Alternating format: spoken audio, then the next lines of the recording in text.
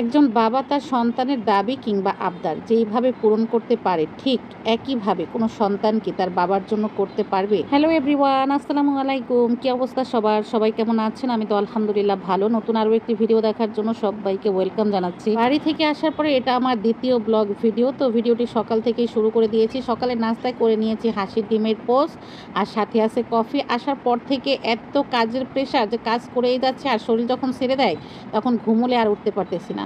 তো কফি না খেলেই নয়, এই যে এক কাপ কফি, সাথে আছে প্রকৃতি। কফি খাওয়ার সাবজেক্ট শেষ করতে না করতেই চলে আসছে এক গাদা বাজার, কারণ ঘরে অনেক কিছুই নাই। তো আমার বর একটু একটু করে অনেক কিছু নিয়ে এসেছে, এখনও কিন্তু অনেক কিছু নিয়ে আসা বাকি রয়ে গেছে।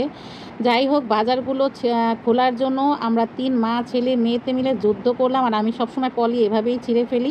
তারপর বাজারগুলো একে একে করে বের করছি, যে টুকটাক যে বাজারগুলো সেগুলো এখন বের করে গোছাবো। তো বাজারের দিন বুঝতেই পারেন যে এগুলো এখন গোছাবো, যেটা যেখানে সেট আপ দেওয়া উচিত সেখানে সেটা সেট আপ দিতে দিতেই বাজারের দিন রান্না করতে লেট হয়ে যায়। বাসায় প্রথম সিম এসেছে, এই সিম তরকারিটা এবছরের প্রথম এসেছে। তো টুকটাক বাজারগুলো এখন আমি গোছাবো। আর এদিকে দেখেন, ছেলে তার বাবার কাছে আবদার করেছে যে তার হুন্ডা দরকার। তো আমার কাছে ফোন দিল তার বাবা, যে ছেলে তো হুন্ডার জন্য বায়না ধরেছে। তো আমি বললাম যে এটা একটু কম দামের আছে, এটাই নিয়ে এসো, কারণ বেশি দামে নিয়ে এসে কি করবে, এত বেশি তো আর স্পেস নেই, যতটুকু আছে এত ছোট গাড়ি রাখার জন্য এবং চালানোর জন্য ভালো হবে। বাড়ি থেকে আসার সাথে সাথেই ছেলে যেই আবদার করেছে সেই তার বাবা নিয়ে এসেছে। আমরা তো রাতের বেলা এসেছি, সকালবেলা এসে নামছি, তারপরেই কিন্তু তার বাবার কাছে এই বায়নাটা ধরেছে। তার বাবা কিন্তু তৎক্ষণাৎ নিয়ে এসেছে।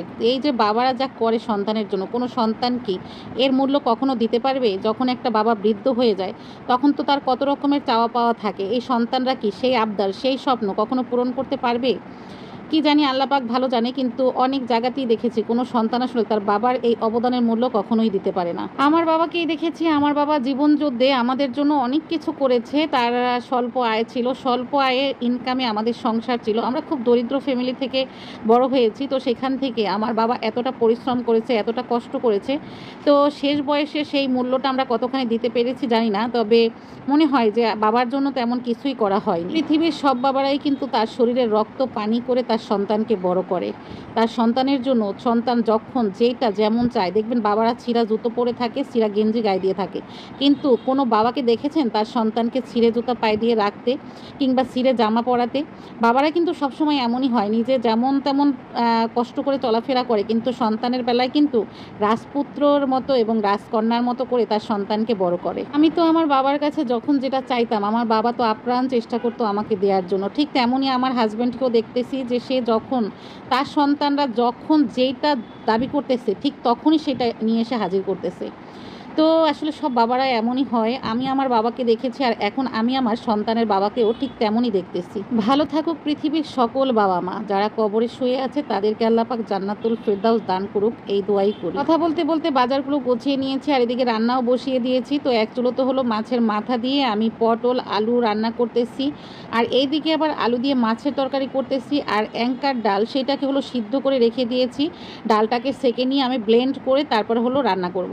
অ্যাঙ্কার ডাল রান্না করতে বেশ অনেক সময় লাগে, এটা প্রেশার কুকারে রান্না করলে বেশি ভালো হয়, কিন্তু আমি এমনিতেই সেদ্ধ করে নিলাম, তারপর হলো ব্লেন্ড করে রান্না করব। এদিকে আমার পটল আলু মাছের মাথা দিয়ে ওই তরকারিটা আমি একটু মাখা মাখা টাইপের করে নামিয়ে নেব।